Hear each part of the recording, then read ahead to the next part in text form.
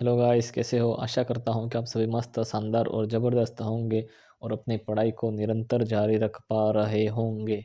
स्वागत है आप सभी का आपके अपने YouTube channel RPSC aspirant Jitesh GK and Sanskrit classes में।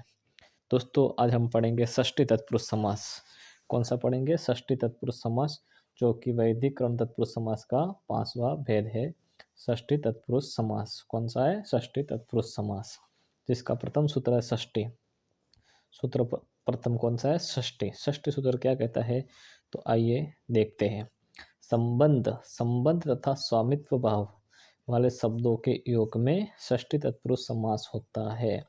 षष्ठी सूत्र में कहता है कि संबंध तथा स्वामित्व भाव वाले शब्द जहाँ पर भी होंगे होंगे उसमें षष्ठी तत्पुरुष समास होता है। कौन सा सूत्र कहता है? षष्ठी। षष्ठी सूत्र क्या कहता है? संबंध तथा स्वामित्व भाव वाले शब्दों के योग में षष्ठी तत्पुरुष समास होता है। जैसे राजपुरुषः, राजपुरुषः। उदाहरण क्या है? राजपुरुषः। समास सूत्र क्या होगा? राज्ञः पुरुषः, राज्ञः पुरुषः यानी राजा का पुरुष। ठीक है। उदाहरण दूसरा है राजपुत्रः, राजपुत्रः। राजपुत्र का समास सूत्र क्या होगा? राज्ञः पुत्रः, राज्ञः पुत्रः। कौन सा समास हुआ? षष्ठी तत्पुरुष समास। ठीक है। रामपुत्रः, रामपुत्रः यानी राम का पुत्र। समास फिर क्या होगा? रामस्य पुत्रः, रामस्य पुत्रः। उसी प्रकार चौथा है दशरथ पुत्रः, दशरथ पुत्रः, दशरथस्य पुत्रः, दशरथस्य पुत्रः। समास विग्रह हुआ। समास कौन सा हुआ? षष्ठी तत्पुरुष समास। ठीक है। पांचवा उदाहरण है आपके सामने तत्पुरुषः, तत्पुरुषः। समास विग्रह होगा तस्य पुरुषः, तस्य पुरुषः। कौन सा समास हुआ? षष्ठी तत्पुरुष समास। तस्य देवलोकः, देवलोकः देवानां लोकः। मनोविज्ञानः, मनोविज्ञानः। समास विग्रह होगा मनसः विज्ञानः, मनसः विज्ञानः। शिरो वेदना, शिरो वेदना। समास विग्रह क्या होगा? शिरसः वेदना। गंगा जलम, गंगा जलम, गंगायाः जलम, गंगायाः जलम। समास विग्रह हुआ। कौन सा समास हुआ? षष्ठी तत्पुरुष। तपोवनम, तपोवनम, तपसः वनम, तपसः वनमः, तपसः वनम। कौन सा समास हुआ? षष्ठी तत्पुरुष समास। तो हमने ये 10 उदाहरण देख लिए षष्ठी तत्पुरुष समास का। कौन सा सूत्र था? षष्ठी। षष्ठी के हमने 10 उदाहरण देख लिए। षष्ठी सूत्र क्या कहता है? संबंध तथा स्वामित्व भाव वाले जो भी शब्द होंगे वहाँ पर षष्ठी तत्पुरुष समास होगा। यह हमारा षष्ठी सूत्र कहता है। तो आइए दूसरा सूत्र पढ़ते हैं। दूसरा है राजदंतादिषु परम। क्या है? राजदंतादिषु परम। सूत्र नंबर 2 है राजदंतादिषु परम। राजदंतादिषु परम सूत्र क्या कहता है? कि यह सूत्र कहता है कि राजन शब्द, कौन सा शब्द? राजन शब्द के बाद दंत शब्द हो, राजन शब्द के बाद दंत शब्द हो, वहां पर षष्ठी तत्पुरुष समास होता है। राजदंतादिषु परम सूत्र हमें कहता है कि यदि राजन शब्द हो, राजन शब्द के बाद दंत शब्द हो, वहां पर षष्ठी तत्पुरुष समास होता है। यह कौन कहता है? यह राजदंतादिषु परम सूत्र कहता है। इसमें समास विग्रह करते समय पूर्व पद में प्रथमा एक वचन, पूर्व पद में प्रथमा एक वचन करेंगे और उत्तर पद में षष्ठी बहुवचन का प्रयोग होता है। समास विग्रह करते समय हमें क्या करना है? जो पूर्व यानी पहले पद होगा उसमें प्रथम एक वचन करेंगे और उत्तर पद में षष्ठी बहुवचन का प्रयोग करेंगे। उसके बाद समास विग्रह में पदों का परस्पर स्थान परिवर्तन हो जाता है। ठीक है। जैसे राजदंतः, उदाहरण आपके सामने है राजदंतः। तो हमारा सूत्र क्या कहता है? राजदंतादिषु परम। राजदंतादिषु परम सूत्र कहता है कि राजन शब्द के बाद दंत शब्द हो, वहां पर षष्ठी तत्पुरुष समास होता है। तो यहाँ पे राजन शब्द हो गया और दंत शब्द हो गया, तो कौन सा समास हुआ? षष्ठी तत्पुरुष समास। तो हमें समास विग्रह करते समय पूर्व पद में क्या करना है? प्रथमा एक वचन। तो राज क्या है? प्रथमा एक वचन करेगा क्या बनेगा? राजा। राजन शब्द का प्रथमा एक वचन राजा बनेगा। ठीक है। तो ये राजा हो गया। और दंत उत्तर पद में षष्ठी बहुवचन करेंगे तो दंत का षष्ठी बहुवचन क्या बनेगा? दंता नाम। क्या बनेगा? दंता नाम। और परस्पर स्थान परिवर्तन करके दंता नाम राजा समास विग्रह कर देंगे। ठीक है। आया समझ? अगर समझ में आ रहा है तो क्लास को लाइक, शेयर और चैनल पर नए हो तो चैनल को सब्सक्राइब जरूर करें। ठीक है दोस्तों।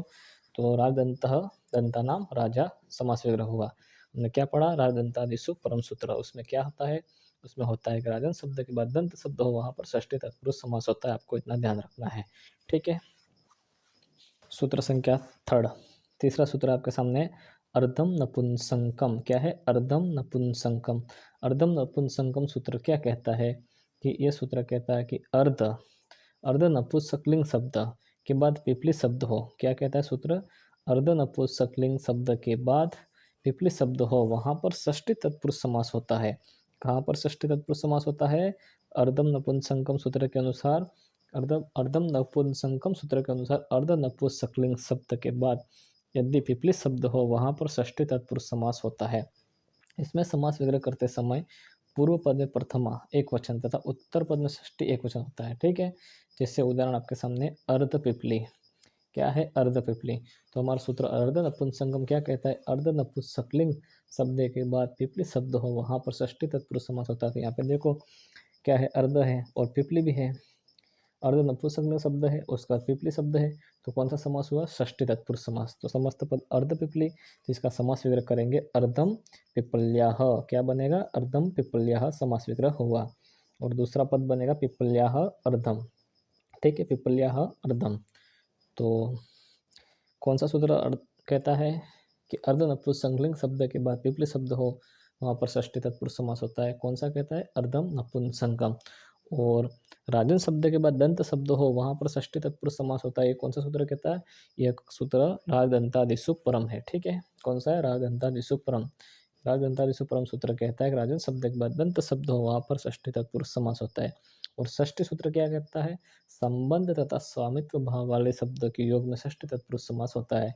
ठीक है, चौथा सूत्र आपके सामने है, पूर्व पराधरोत्तरम एक देशीना एकाधिकरणे। पूर्व पराधरोत्तरम एक देशीना एकाधिकरणे। ठीक है, मैंने इसको टुकड़े करके बोला, इसलिए संधि विच्छेद किया, इसलिए पूर्व पराधरोत्तरम एक देशीना एकाधिकरणे। ठीक है, तो ये सूत्र क्या कहता है हमारा? ये सूत्र कहता है कि पूर्व पद में पूर्व शब्द हो, अपर शब्द हो, अदर शब्द हो और उत्तर शब्द हो तथा उसके बाद काय शब्द हो, वहाँ पर षष्ठी तत्पुरुष समास होता है। पूर्व पराधरोत्तरम एक देशीना एकाधिकरण सूत्र क्या कहता है? ये सूत्र कहता है कि पूर्व पद में पूर्व शब्द हो, अपर शब्द हो, अदर शब्द हो, उत्तर शब्द हो, उसके बाद काय शब्द हो, वहाँ पर षष्ठी तत्पुरुष समास होता है। ये कौन कहता है? पूर्व पराधरोत्तरम एक देशीना एकाधिकरण सूत्र। ठीक है, तो आइए देखते हैं उदाहरण इसका। उदाहरण पहला है पूर्व कायः। क्या है? पूर्व कायः। तो पूर्व में क्या है? पूर्व शब्द आ गया, उसके बाद काय शब्द आ गया, तो कौन सा समास हुआ? षष्ठी तत्पुरुष समास। कौन से सूत्र के अनुसार? पूर्व पराधरोत्तरम एक देशीना एकाधिकरण सूत्र के अनुसार, जिसका समास विग्रह क्या होगा? पूर्वम कायस्य। क्या होगा? पूर्वम कायस्य या कायस्य पूर्वम। ठीक है, कायस्य पूर्वम या पूर्वम कायस्य। ठीक है, दूसरा उदाहरण है अपर कायः। क्या है? अपर काय। अपर शब्द के बाद काय शब्द है, तो कौन सा समास हुआ? षष्ठी तत्पुरुष समास। समास विग्रह क्या होगा? अपरम कायस्य या कायस्य अपरम। उसी प्रकार अधर कायः। अधर कायः का समास विग्रह होगा कायस्य अधरम या अधरम कायस्य। चौथा है उत्तर कायः, जिसका समास विग्रह होगा कायस्य उत्तरम या उत्तरम कायस्य। ठीक है दोस्तों, पूर्व पराधरोत्तरम एक देशीना एकाधिकरण सूत्र हमने पढ़ लिया। अब हम पढ़ेंगे पांचवा सूत्र। कौन सा है? याजकादिपिच्छ। क्या है? याजकादिपिच्छ। याजकादिपिच्छ सूत्र कहता है कि उत्तर पद में याजक अथवा पूजक शब्द हो, वहाँ पर षष्ठी तत्पुरुष समास होता है। कौन सा सूत्र कहता है? याजकादिपिच्छ सूत्र। क्या कहता है? उत्तर पद में याजक अथवा पूजक शब्द हो, वहाँ पर षष्ठी तत्पुरुष समास होता है। उदाहरण आपके सामने है ब्राह्मण याजकः। ब्राह्मण याजकः, तो उत्तर पद में याजक शब्द है, तो कौन सा समास हुआ? षष्ठी तत्पुरुष समास। क्यों? कौन से सूत्र के अनुसार हुआ? याजकादिपिच्छ सूत्र के अनुसार। तो समास विग्रह करेंगे तो क्या बनेगा? ब्राह्मणानाम याजकः। क्या हुआ? ब्राह्मणानाम याजकः।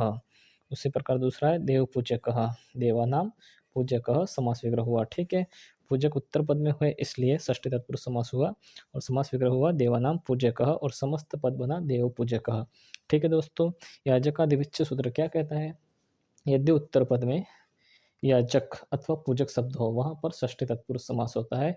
यह याजकादिविच्छ सूत्र कहता है। ठीक है दोस्तों, आज हमने पढ़ा षष्ठी तत्पुरुष समास। षष्ठी तत्पुरुष समास में हमने प्रथम सूत्र कौन सा पढ़ा था? षष्ठी। षष्ठी सूत्र हमें क्या कहता है? संबंध तथा स्वामित्व भाव वाले शब्दों में षष्ठी तत्पुरुष समास होता है, यह षष्ठी तत् सूत्र कहता है। और दूसरा सूत्र हमने पढ़ा था राग दंतादिषु परम। राग दंतादिषु परम सूत्र कहता है राजन शब्द के बाद दंत शब्द हो वहाँ पर षष्ठी तत्पुरुष समास होता है। और हमने तीसरा सूत्र पढ़ा अर्धम नपुंसकम। अर्धम नपुंसकम सूत्र कहता है कि अर्ध नपुंसकलिंग शब्द के बाद पिपली शब्द हो वहाँ पर षष्ठी तत्पुरुष समास होता है। और चौथा सूत्र हमने पढ़ा पूर्व पराधुरोत्तम एकदेशिना एकाधिकरणे। पूर्व पराधुरोत्तरम एकदेशिना एकाधिकरणे, यह सूत्र हमें कहता है कि पूर्व पद में पूर्व, अपर, अदर, उत्तर शब्द हो तथा उसके बाद काय शब्द हो वहाँ पर षष्ठी तत्पुरुष समास होता है, यह भी हमने पढ़ लिया। और पांचवा सूत्र पढ़ा हमने याजकाधिपिच्छ। याजकाधिपिच्छ सूत्र क्या कहता है? उत्तर पद में याजक अथवा पूजक शब्द हो वहाँ पर षष्ठी तत्पुरुष समास होता है। ठीक है दोस्तों, आज के लिए बस इतना ही। अगर क्लास आपको अच्छी लगी हो तो लाइक, शेयर, कमेंट और चैनल पर नए हो तो चैनल को सब्सक्राइब ज़रूर करें। और अंत तक वीडियो देखने के लिए आप सभी का बहुत बहुत धन्यवाद। मिलते हैं अगले क्लास में, तब तक के लिए बाय।